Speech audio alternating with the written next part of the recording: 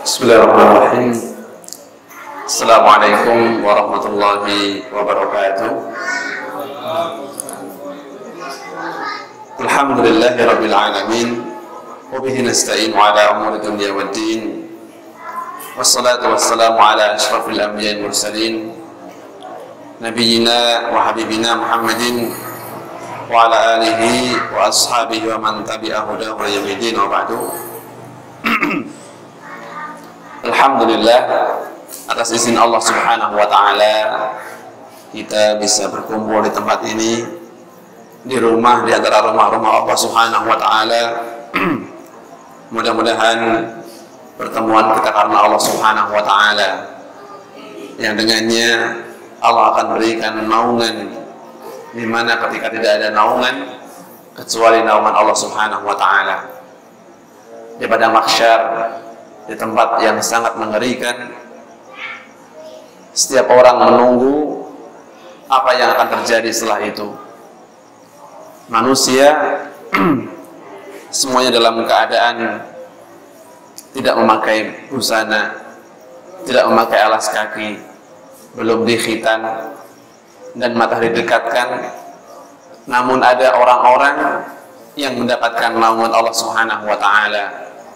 Di antara mereka adalah warajulani, Rasulullah menyebutkan, dan dua orang tahabba fillahi, yang saling mencintai karena Allah Subhanahu wa ta'ala.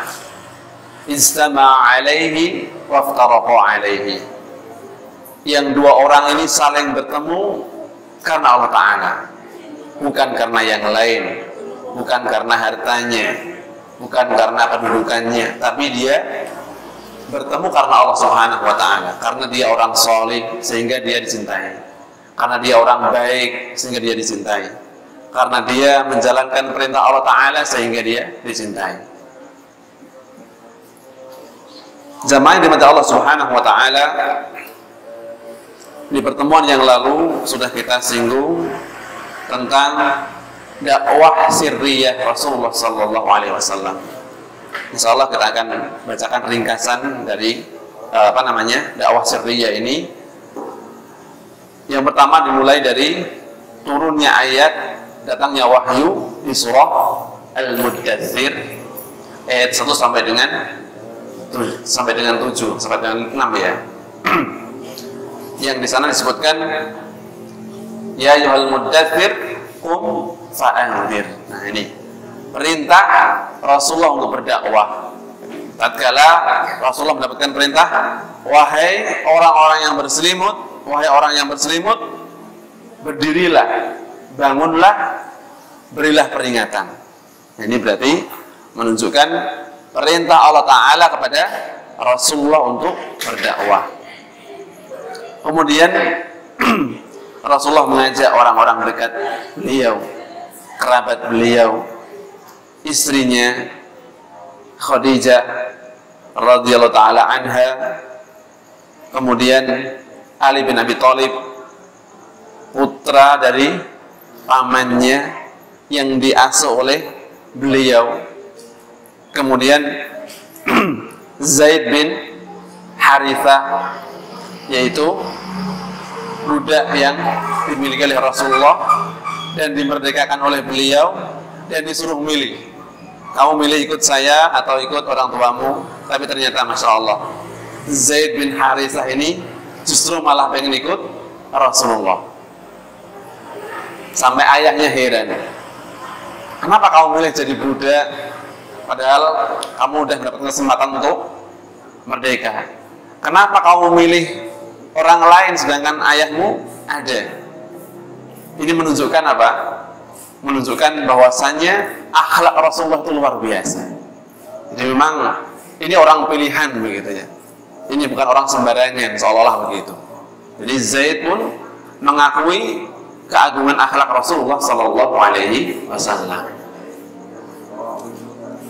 Kemudian putri-putri beliau juga beriman kepada Rasulullah SAW. Kemudian sahabat dekatnya, sahabat karibnya Abu Bakar As-Siddiq. Ini yang awal-awal, paling awal dari orang-orang yang masuk Islam. Setelah itu kemudian diikuti gelombang kedua, Abu Bakar pun berdakwah sehingga Utsman bin Affan, Abdurrahman bin Auf dan seterusnya banyak masuk Islam. Karena memang Abu Bakar ini luar biasa.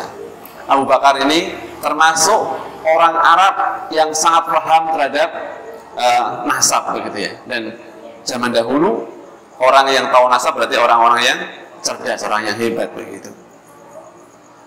Kemudian Abu Bakar juga pedagang yang masyhur juga, sehingga banyak orang yang mendatangi beliau untuk belajar berdagang dan seterusnya.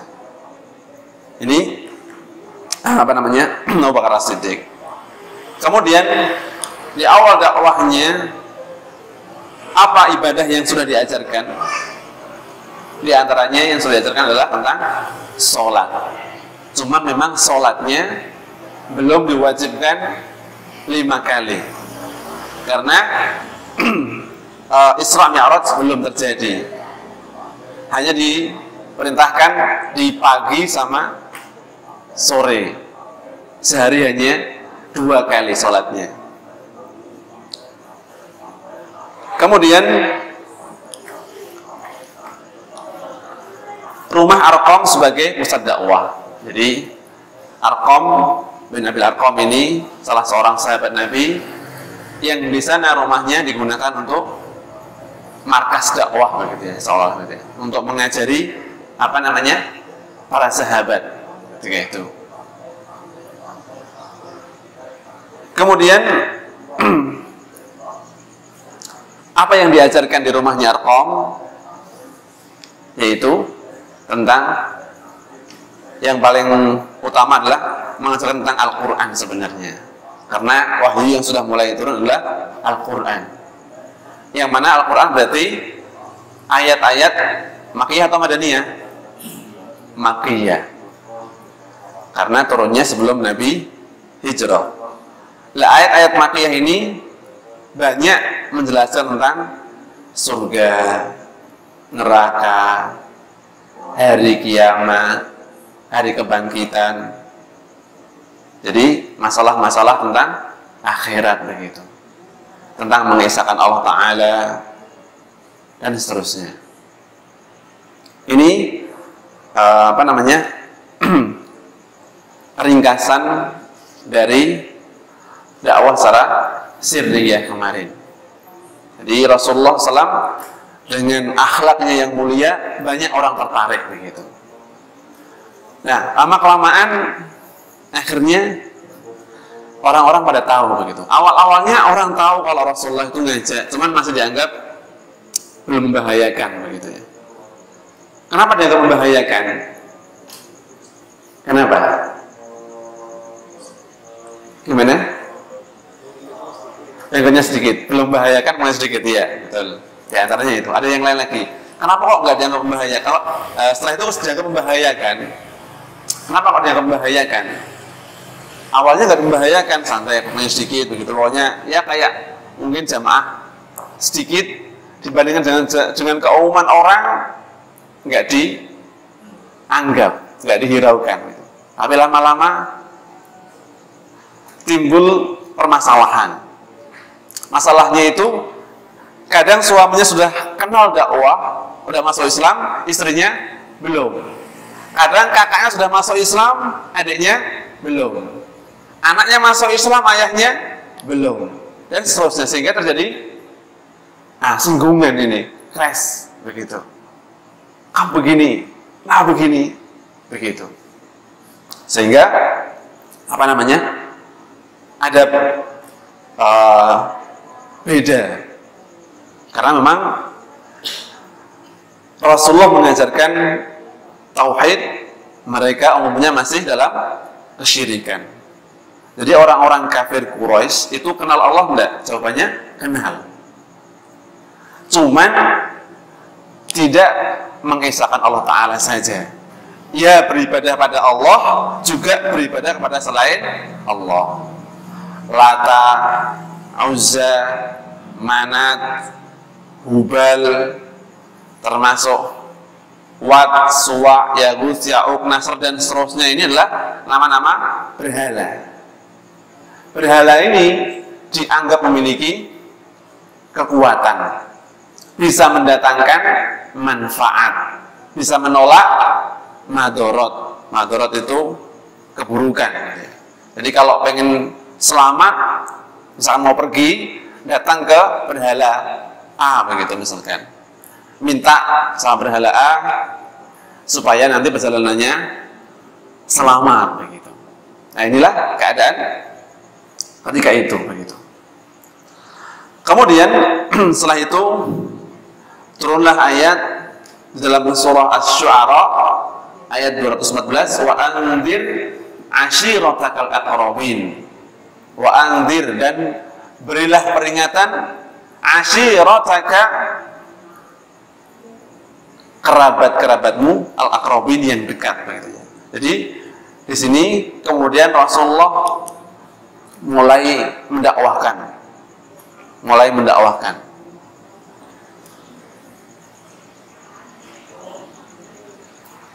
Berdakwah di kaum kerabatnya. Rasulullah dari Bani apa ya? Ada yang masih ingat nggak? Bani Hashim, Masya Allah, barakallahu fiik. Ya, Rasulullah dari Bani Hashim. Bani Hashim diundang, didakwahi begitu, dikumpulkan begitu. Tantangan berat sebenarnya memang. Kenapa tantangan berat? Karena memang Rasulullah di sisi lain paman-pamannya sudah tua-tua, beliau masih muda. Di sisi lain Rasulullah nggak punya backingan, dalam bahasa Indonesianya apa ya? Cekengannya itu artinya. Yang membackup Rasulullah itu, Rasulullah ayahnya sudah meninggal, kakeknya sudah meninggal. Hanya pamannya saja yang sebenarnya yang masih mendukung Rasulullah luar biasa sama istrinya. Karena pamannya sebenarnya adalah orang terpandang. Abu Thalib adalah orang yang terpandang. Cuman memang bukan orang kaya sama istrinya. Di antaranya beliau pernah mengundang mereka ini dari Bani Hashim untuk beriman pada Allah Subhanahu wa taala. Beliau berbicara, alhamdulillah pemujinya, minta pertolongan, beriman setelah bertawakal kepadanya. Aku bersaksi bahwa tidak ada Tuhan yang hak melainkan Allah semata, yang tidak ada sekutu baginya. Disampaikan tentang tauhid, tentang mengesahkan Allah. Yang jadi pertanyaan, kenapa kok yang disampaikan tauhid dulu, nggak yang lainnya?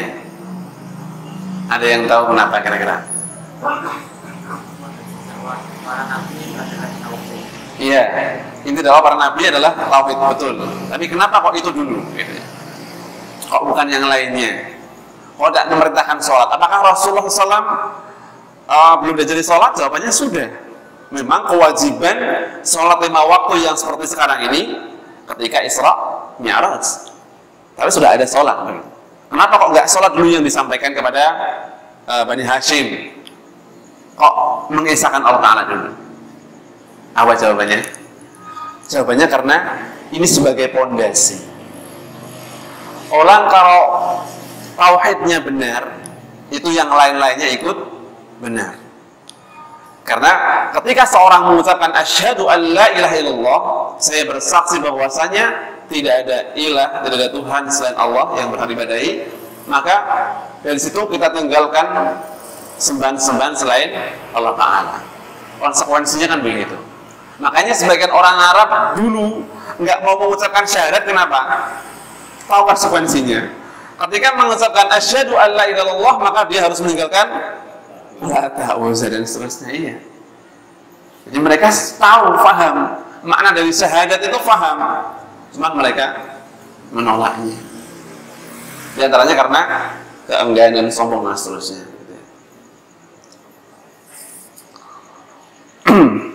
Kemudian beliau mengatakan, sesungguhnya seorang pemimpin tidak mungkin membohongi keluarganya sendiri. Demi Allah yang tiada Tuhan yang hak selainnya, sesungguhnya aku adalah utusan Allah yang datang kepada kalian secara khusus dan kepada manusia secara umum. Demi Allah, sungguh kalian akan mati sebagaimana kalian tidur, dan kalian akan dibangkitkan sebagaimana kalian bangun dari tidur. sesungguh kalian akan dihisab terhadap apa yang kalian lakukan. Sesungguhnya yang ada hanya surga yang abadi atau neraka yang kekal. Nah, tadi ya, poin-poinnya apa? Akhirat, surga, neraka begitu. Karena ini akan memberikan peringatan begitu.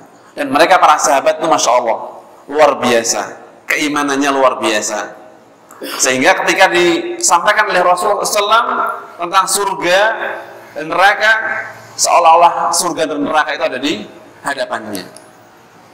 Ini mereka para sahabat. Ketika diingatkan sama Rasulullah, seolah-olah surga itu di hadapannya, seolah neraka itu ada di hadapannya. Beda dengan kita begitu ya. Diingatkan tentang surga neraka itu masih nanti. Saya masih punya banyak tugas di dunia ini. Begitu. Itulah para sahabat, luar biasa keimanannya. Makanya layaklah kalau mereka itu mendampingi Rasulullah itu karena memang keutamaannya sedemikian luar biasa. Dan inilah yang membedakan kita dengan para sahabat dulu. Di antaranya adalah keimanannya. Keimanannya yang luar biasa. Kemudian Abu Thalib berkomentar, alangkah senangnya akan membantumu. Perhatikan, Abu Thalib ternyata siap untuk membantu Rasulullah SAW, menerima nasihatmu dan sangat membenarkan kata-katamu. Mereka yang merupakan suku-suku dari pihak bapakmu telah berkumpul. Sungguhnya aku hanyalah salah seorang dari mereka, namun aku adalah orang yang paling cepat merespek apa yang engkau inginkan. Oleh karena itu, teruskan apa yang diperintahkan kepadamu. Demi Allah, aku akan senantiasa melindungi dan membelamu. Ini Abu Thalib siap melindungi, siap membela Rasulullah SAW. Hanya saja, nah ini, diriku tidak memberikan cukup keberanian kepadaku untuk berpisah dengan agama Abdul Muthalib. Sayangnya beliau belum bisa meninggalkan agama Abdul Muthalib. Berarti agama siapa? Kakeknya Rasulullah, agama ayahnya Abu Thalib. Begitu. Tapi Abu Thalib ini siap membela, siap mendampingi, siap membackup dakwahnya Rasulullah SAW. Dari sini juga menunjukkan bahwasanya hidayah itu milik Allah Ta'ala. Ada orang yang sekali dengar nasihat langsung bisa menerimanya. Ada yang berkali-kali belum bisa menerimanya. Bahkan ada yang mencari-cari hidayah tersebut. Ini diantara para sahabat itu demikian. Ada namanya Suhaib Ar-Rumi. Dari mana dia? Romawi, datang mencari Rasulullah. Salmanul Farisi, Salman dari negeri Persia, datang mencari Rasulullah. Sebelumnya beragama Nasrani, dia ketemu sama rahib, ketemu sama pendeta, kemudian dikasih tahu nanti akan datang seorang nabi, begitu. Dia mencari. Ada juga sahabat yang ketika mendengarkan Al-Quran kemudian langsung beriman. Ada juga orang, sahabat ya, yang dengar berkali-kali Al-Quran tapi juga enggak memberikan manfaat bagi dirinya. Abu Lahab, ketika dikasih tahu nanti setelah ini, dia malah mengatakan, celaka engkau wahai Muhammad, dan yang lain-lainnya. Inilah ibarat hidayah itu demikian. Ada orang yang Allah pilih mendapatkan hidayah, ada yang tidak. Maka bersyukurlah kalau kita masih berada di sini, bisa mempelajari agama Allah Ta'ala, masih melaksanakan sholat, maka kita bersyukur. Alhamdulillah. Sudah poin satu dulu, poin plus dulu begitu ya. Ketika kita mudah melaksanakan ibadah, kita harus bersyukur. Kita harus bersyukur. Walaupun di sisi lain, apakah ibadah kita diterima Allah Ta'ala? Kita belum belum tahu. Apakah sholat saya tadi diterima Allah Ta'ala? Saya belum tahu. Tapi sudah satu nilai lebih ketika kita mudah untuk melakukan kebaikan. Dengar adzan hayya 'alas shalah, kemudian dia mendatangi masjid. Dia melaksanakan perintah Allah Ta'ala, mengambil air wudhu, kemudian dia melangkahkan kakinya untuk melaksanakan sholat. Ini luar biasa. Setiap langkahnya akan Allah angkat derajatnya. Setiap langkahnya Allah hapuskan kesalahannya. Ketika dia berwudu, maka keluarlah dosa-dosanya. Masya Allah. Ini luar biasa. Ini luar biasa. Kemudian ketika Rasulullah SAW berdakwah lagi, beliau di atas bukit Safa dan memanggil atau menyerukan ya sabbahah. Ini seruan untuk menarik perhatian untuk orang-orang berkumpul gitu. Maka orang-orang pada berkumpul di sana. Kemudian beliau menyeru, wahai Bani Fihr, wahai Bani Adi. Dikumpulkan semuanya. Kemudian Rasulullah menyebutkan, bagaimana menurut pendapat kalian kalau aku beritahu bahwa ada segerombolan pasukan kuda di lembah sana yang ingin menyerang kalian? Apakah kalian mempercayaiku? Nah ini Rasulullah SAW terkenal Al-Amin, yang dipercaya, yang sangat dipercaya. Wahai manusia, bagaimana pendapat kalian kalau aku mengatakan di lembah sana ada pasukan yang akan menyerang kalian? Apakah kalian mempercayaiku? Apakah kalian percaya? Mereka menjawab, iya. Kami tidak pernah tahu dari dirimu selain kejujuran. Nah ini, Rasulullah nggak pernah bohong sama sekali, nggak pernah berdusta sama sekali. Beliau berkata, sesungguhnya aku adalah memberi peringatan kepada kalian akan azab yang amat pedih. Lalu Abu Lahab menanggapi, celakalah engkau. Apakah hanya untuk ini engkau kumpulkan kami? Ini kata Abu Lahab. Maka setelah itu turunlah ayat tabbat yada abi lahabin wa tabb. Celakalah kedua tangan Abu Lahab dan celakalah dia. Apakah ketika celakalah kedua tangan berarti orangnya nggak celaka? Jawabannya adalah celaka juga Abu Lahab ini. Dan dari sini menyebutkan bahwasanya sudah ada ketetapan bahwasanya Abu Lahab tidak akan pernah masuk Islam. Ketika turun ayat ini, para sahabat yakin bahwasanya Abu Lahab tidak akan masuk Islam. Dan benar, setelah itu tidak akan pernah masuk Islam. Ini. Kemudian beliau menyampaikan secara terang-terangan dan sikap terhadap kaum musyrikin. Jadi setelah itu kemudian turunlah ayat fasda' bima tu'mar wa a'rid 'anil musyrikin. Fasda', sampaikanlah secara terang-terangan, bima tu'mar, dengan apa yang diperintahkan, wa a'rid 'anil musyrikin, dan tinggalkanlah terhadap orang-orang, berpalinglah dari orang-orang musyrik. Maka setelah itu Rasulullah berdakwah, mengajak begitu. Kemudian di antara penolakan mereka, jadi sebagian orang menerima, sebagian orang menolak dakwah beliau.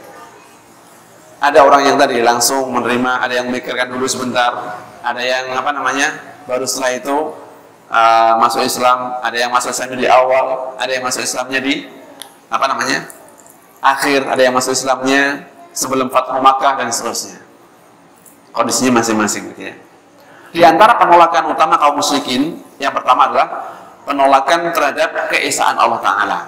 Jadi, tadi, orang-orang musyrik itu menolak kalau beribadah itu hanya kepada satu Tuhan saja. Mereka menolaknya. Maka dalam ayat disebutkan diantaranya, aja'alal alihata ilahan wahida.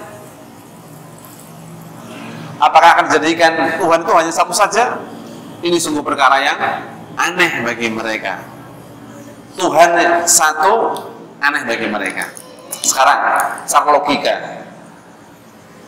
yang lebih masuk akal, Tuhan itu satu atau banyak? Satu atau banyak? Satu. Kenapa demikian? Alasannya apa? Kenapa kok secara logika saja ini ya? Tuhan itu harusnya satu, bukan banyak.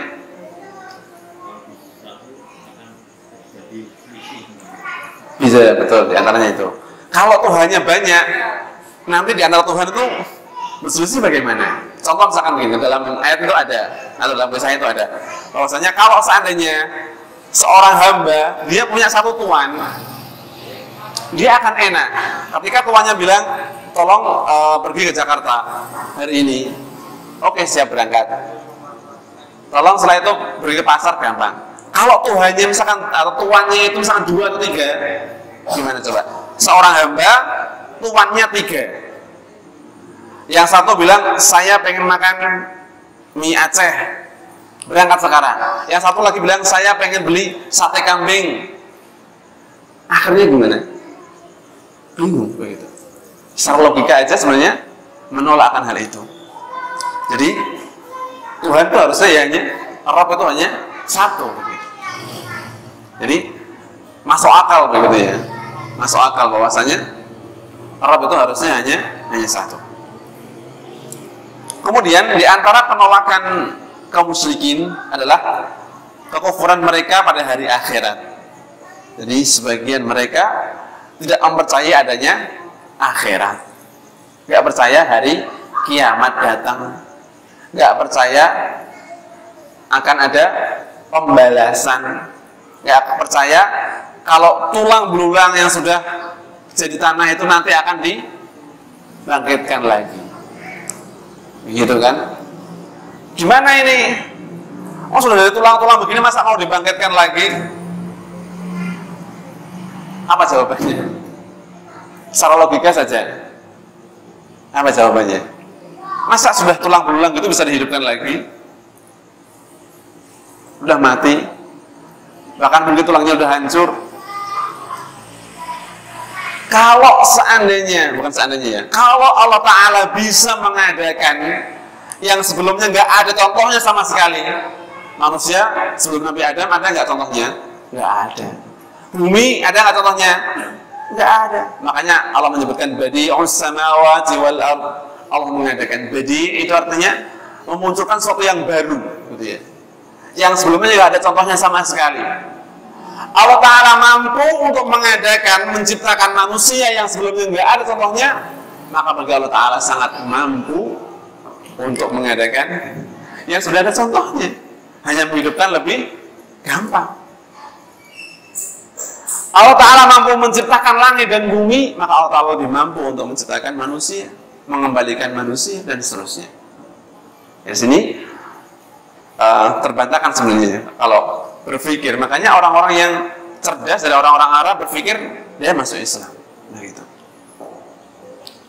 Kemudian di antara penolakan mereka adalah penolakan kepada Rasulullah sendiri.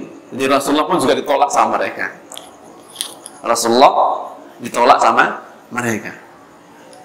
Dikatakan gila. Sebelumnya dikatakan paling jujur. Setelah itu dikatakan orang gila. Aneh sebenarnya. Nggak masuk akal. Begitu. Dikatakan tukang sihir. Begitu kan. Dikatakan tukang sihir. Tapi ternyata ada kisahnya nanti di akhir-akhir ya, insya Allah. Ada seorang sahabat yang dibilangin nanti jangan hati-hati, jangan ketemu Muhammad, nanti kamu kena sihir. Begitu. Akhirnya ditutuplah telinganya pakai kapas gitu, supaya nggak dengar. Tapi dia itu orang yang cerdas begitu. Akhirnya, masa saya terprovokasi gitu. Saya kan orangnya cerdas. Saya tahu mana sihir, mana tidak. Akhirnya dia bukalah telinganya dan dia mendengar ayat-ayat Al-Quran dan dia langsung masuk Islam. Masya Allah. Ini luar biasa. Kemudian di antara yang ditolak mereka adalah Al-Quran juga ditolak. Dikatakan Al-Quran adalah asatirul awwalin, dongeng orang-orang dahulu begitu. Karena tadi sebenarnya muncul dari mana? Dari kesombongan begitu. Dia menolak gara-gara ini. Coba kalau dipelajari, dilihat isinya, mereka beriman akhirnya kebanyakan. Baik. Kemudian setelah itu kisah tentang sidang majelis membahas upaya menghalangi jamaah haji agar tidak mendengarkan dakwah Rasulullah SAW. Jadi setelah Rasulullah berdakwah secara terang-terangan, kemudian setelah itu datang atau mau datang waktu haji.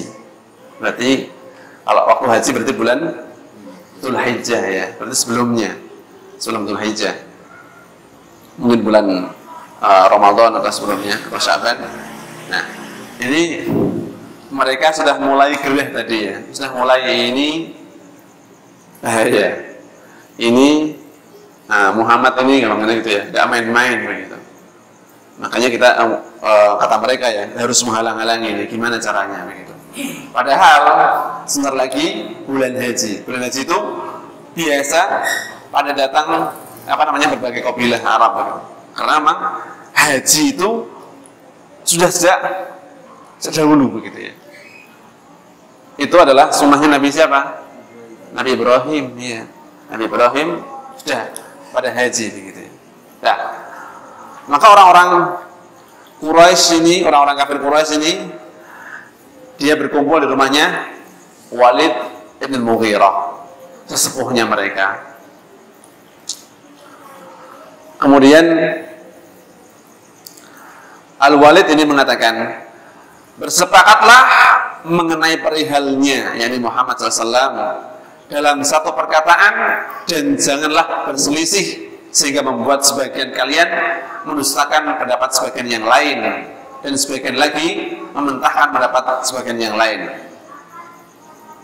Maka mereka mengatakan, katakanlah kepada kami pendapatmu yang akan kami jadikan acuan. Ini pertama pada Al-Walid bin Al-Mughirah. Kemudian ia mengatakan, yakni Walid, justru kalian yang harus mengemukakan pendapat kalian dan aku sebagai pendengar, kata Walid. Maka mereka mengatakan, kita katakan dia adalah seorang dukun. Gini aja, kita katakan Muhammad itu dukun. Ini mereka mengatakan. Maka Walid mengatakan, tidak. Demi Allah, dia bukan seorang dukun. Nah, Walid sendiri sudah mengakui sebenarnya dia bukan dukun sebenarnya. Kita telah menyaksikan bagaimana praktik para dukun. Sedangkan yang dikatakan bukan seperti qomat kamit ataupun saja mantra-mantra para dukun. Jadi Walid ini sudah paham kalau Nabi Muhammad itu bukan dukun. Kemudian mereka katakan lagi, kita katakan saja dia orang gila. Maka Al-Walid mengatakan lagi, tidak, demi Allah dia bukan orang gila. Kita telah mengetahui esensi orang gila. Jadi, dan telah mengenalnya, sedangkan yang dikatakannya bukan dalam kategori tertekan. Jadi Rasulullah bukan orang yang tertekan, bukan kayak orang gila begitu.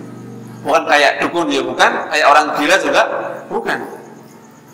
Kerasukan ataupun was-was juga bukan.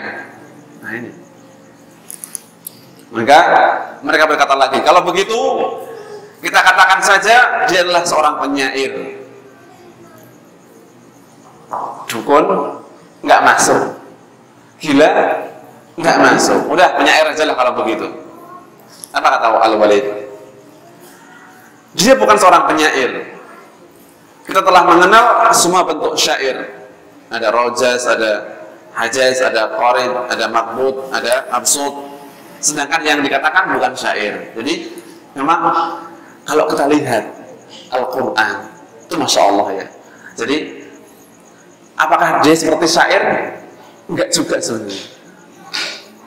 Jadi kalau syair itu ada aturannya gitu kan. Ada aturannya.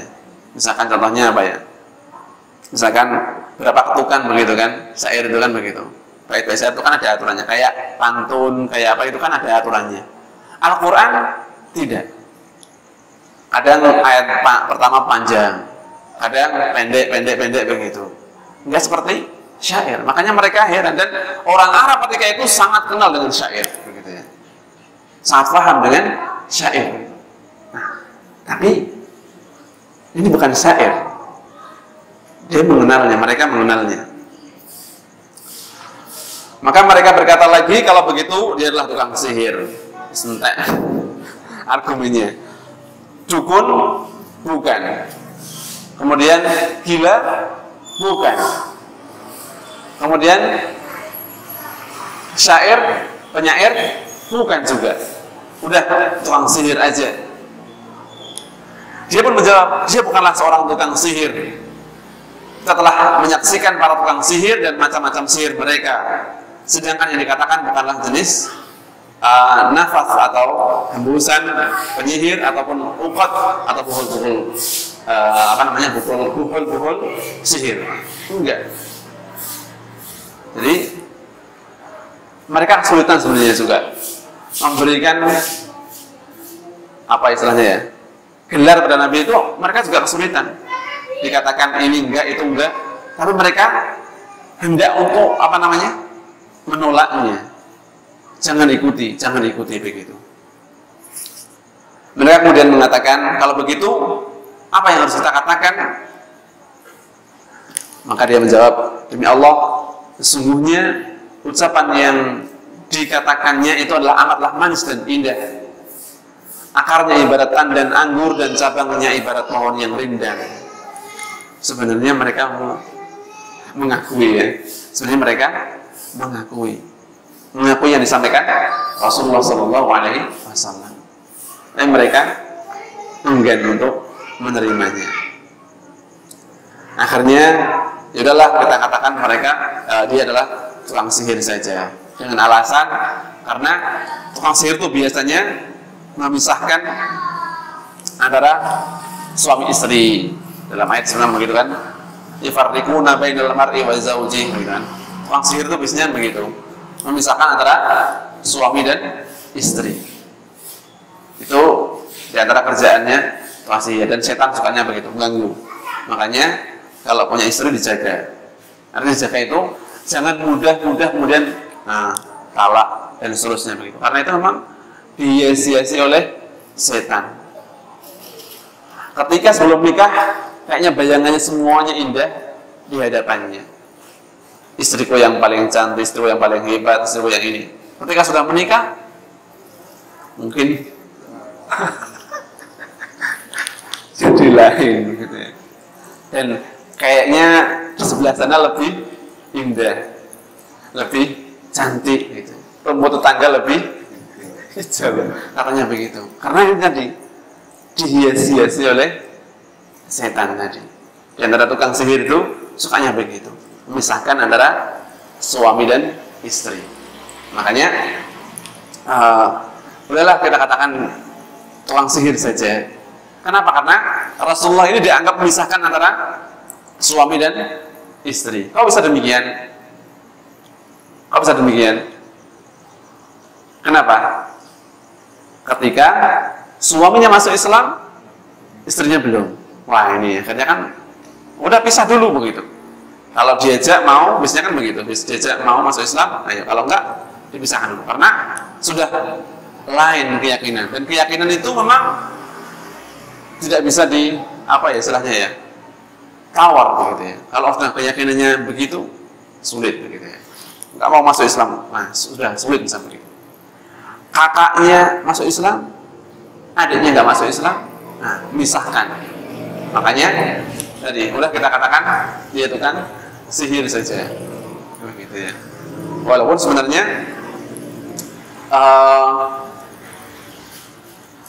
juga nggak pas juga. Mereka argumen-argumennya akhirnya mentok juga, akhirnya nggak ketemu. Rasulullah ini kita katakan apa, Muhammad itu kita katakan apa untuk menghalangi kabilah-kabilah yang akan datang ketika berangkat haji. Dan demikianlah Rasulullah SAW mengajak mereka terus begitu ya, berdakwah begitu ya, mengajak pada orang-orang, gitu ya. Ngajak untuk kebaikan, ngajak untuk beriman dan seterusnya. Nah, tapi qadarallahu ma syaa fa'al. Justru ketika orang-orang kafir tadi berkumpul, ketika Rasulullah SAW mendakwahi mereka yang datang untuk berangkat haji tadi, didakwahi, diajak masuk Islam, misalnya begitu. Kemudian orang-orang kafir Quraisy juga ngasih tahu, jangan ikut dia, dia seorang penyihir begitu ya, tukang sihir begitu. Justru dengan itu malah namanya Nabi Muhammad ini menyebar kemana-mana begitu ya. Jadi buah bibir dari pembicaraan begitu ya. Justru malah jadi menyebar malahan. Viral. Kalau sampai sekarang jadi viral begitu ya. Iya, gara-gara mereka demikian malah justru jadi viral. Akhirnya orang-orang juga ada yang penasaran juga kan, gimana ini Nabi baru seperti apa dan seterusnya begitu. Justru malah jadi penasaran pada sebagian orang. Makanya kadang sebagian orang itu dia masuk agama Islam gara-gara penasaran dulu, gimana tuh Islam itu. Justru makanya ketika dulu ada kisah yang di dulu itu loh, yang teroris zaman dulu itu, WTC ya, Pentagon ya, nah di WTC dan sebagainya itu. Justru itu malah sebagian orang malah akhirnya mempelajari Islam. Sebagian orang-orang itu pengen tahu Islam kayak gimana sih, begitu.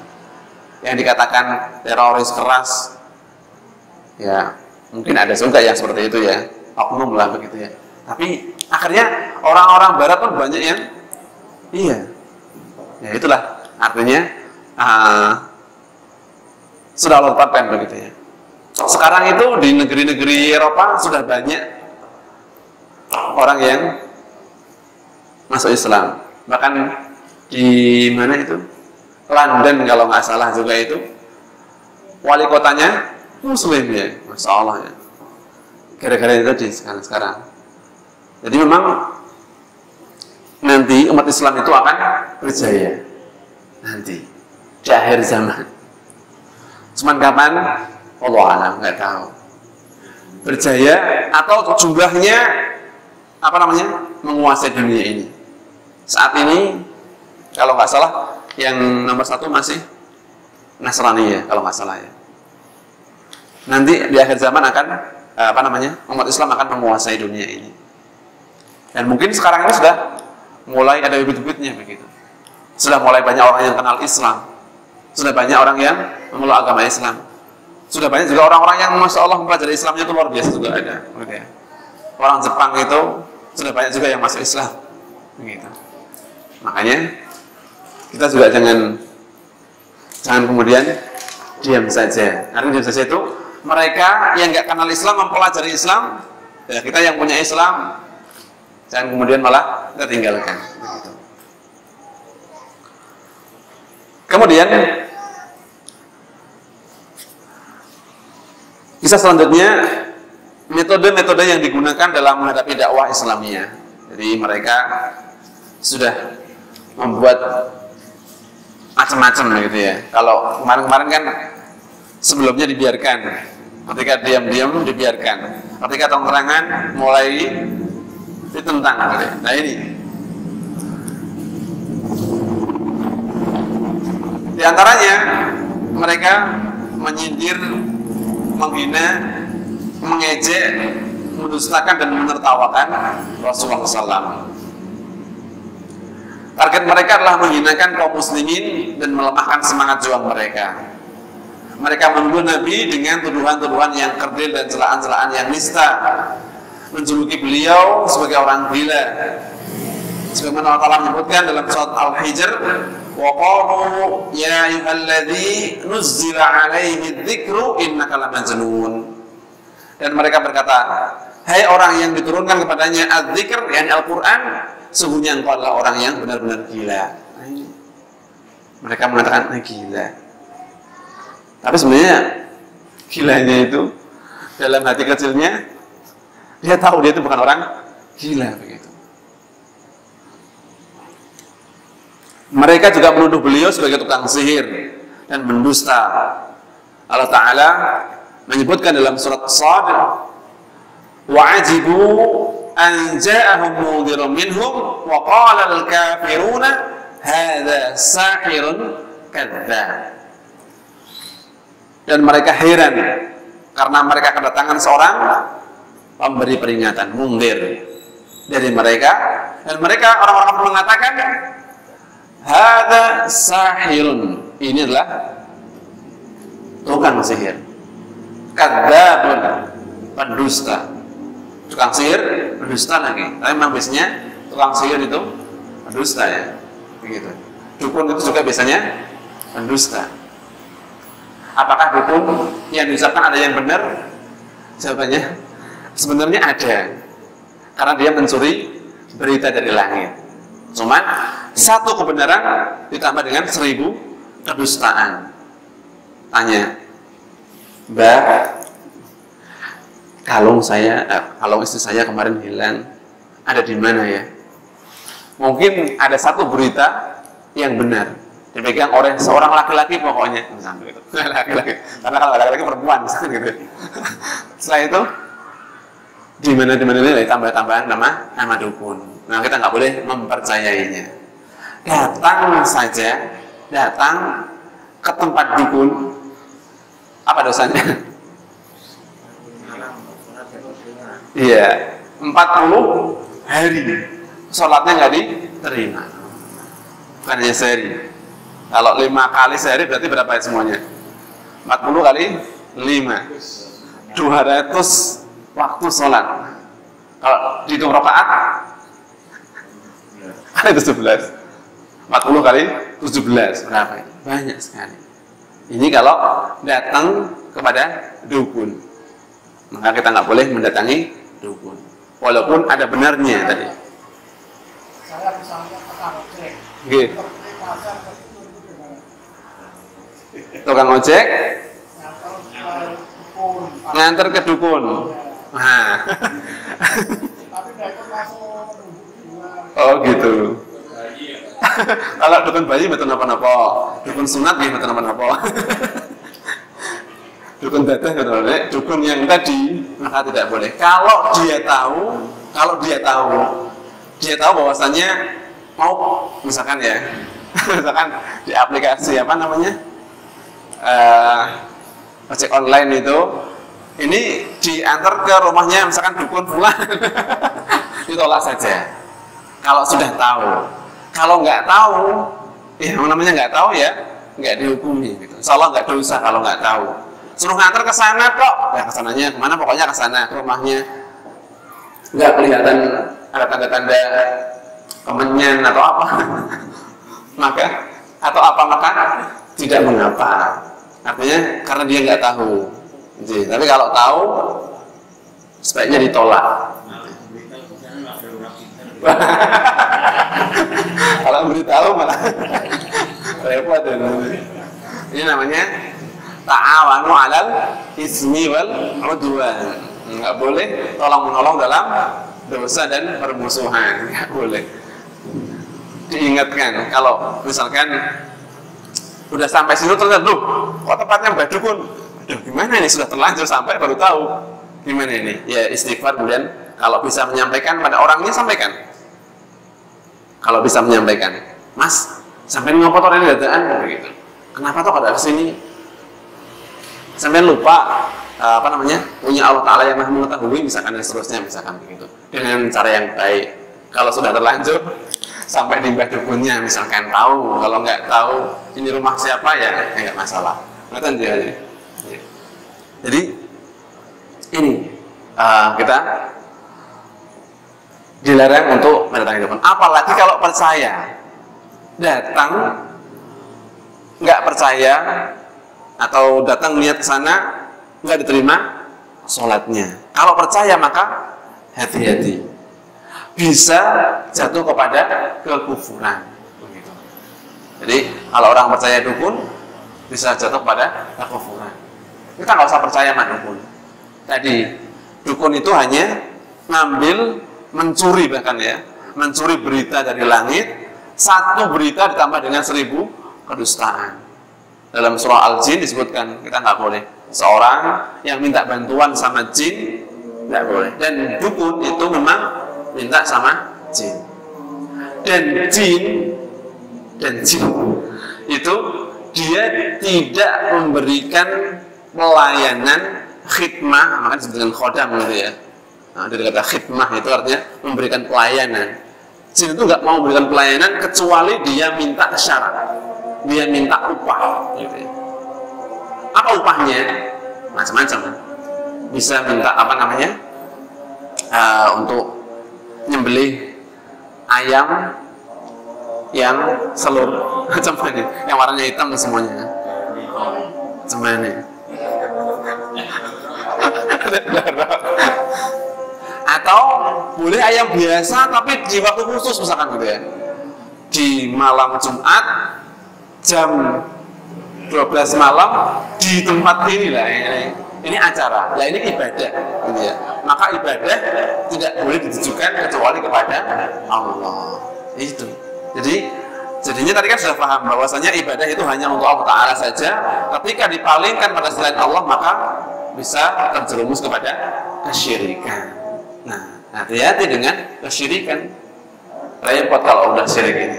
Syirik ini pokoknya udahlah, ngeri pokoknya syirik ini. Mudah-mudahan Allah Ta'ala menjauhkan kita dari kesyirikan ini gitu ya. Karena dengannya kita akan selamat insya Allah Ta'ala. Sedangkan syirik itu termasuk dosa yang tidak diampuni. Na'udzubillah min dzalik. Kecuali dia bertaubat dengan taubat yang benar-benar begitu ya. Kalau nggak taubat nggak diampuni. Kalau yang lain masih mungkin diampuni, walaupun mungkin dia nggak bertobat barangkali ya, masih mungkin dia diampuni Allah Ta'ala. Tapi kalau udah syirik, udah ini sudah pol-polan. Itu diantara apa namanya yang mereka ucapkan, menghina, menyindir begitu. Rasulullah dikatakan gila, dikatakan tukang sihir, dikatakan pendusta begitu. Supaya apa? Supaya orang menjauhi Nabi Muhammad SAW. Jadi memang di awal-awal ini, di awal dakwah ini cukup apa istilahnya ya, berat begitu ya, cukup berat. Dakwahnya cukup berat karena banyak orang-orang yang menentangnya begitu. Makanya nanti ketika sudah Fathu Makkah itu Islam sudah berjaya, Islam sudah menang, maka nanti banyak orang yang masuk Islam. Makanya orang yang masuk Islam sebelum Fathu Makkah sama sudah Fathu Makkah beda, keimanannya juga berbeda. Orang yang pertama kali bangun masjid ini atau dia yang pertama kali bangun tentunya beda dengan orang setelahnya. Ketika ada apa-apa dia kan sungguh-sungguh begitu, menjaganya juga sungguh-sungguh. Tapi kalau orang lain baru datang, tiba-tiba datang ke sini, misalnya begitu ya misalkan, maka berbeda. Itulah yang membedakan antara orang-orang yang awal, generasi-generasi yang awal dengan generasi-generasi setelahnya. Generasi awal luar biasa, sahabat-sahabat yang di awal ini memang luar biasa, dan banyak diantaranya yang diberitahukan atau dikabarkan bahwa dia adalah termasuk ahli surga begitu ya. Demikian yang bisa saya sampaikan. Mohon maaf kalau salah kata. Mudah-mudahan kita mendapatkan faedah dari kisah Rasulullah SAW ini. Mudah-mudahan kita bisa semakin mencintai beliau. Demikianlah upaya Rasulullah SAW itu untuk ngajak orang kebaikan gitu ya. Ngajak orang supaya selamat di dunia ini bagaimana, selamat di akhirat bagaimana, sungguh-sungguh luar biasa. Oleh karena itu sudah selayaknya kita mencintai beliau. Mudah-mudahan kita mendapatkan syafaat beliau pada hari kiamat. Amin ya rabbal alamin. Demikian tutup dengan doa majlis. Subhanallahumma bihamdika asyhadu an la ilaha illa anta astaghfiruka wa atubu ilaik. Wassalamualaikum warahmatullahi wabarakatuh.